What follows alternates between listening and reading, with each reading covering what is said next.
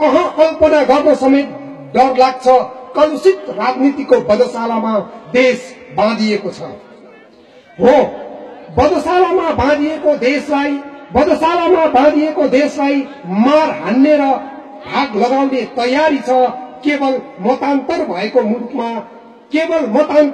मुलुकमा देशलाई दक्षिण फर्काएर मार हान्ने कि देशलाई उत्तर फर्काएर मार हान्ने विवाद छ। कलुषित राजनीतिको बधशालामा देश बाँधिएको छ।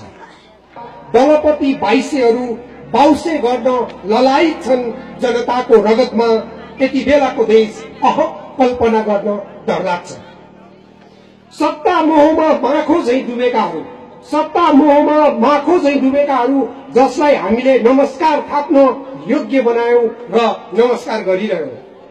उनीले हामीलाई भुले, हाम्रा जनादेशलाई बिर्से। गल्ती हाम्रो हो।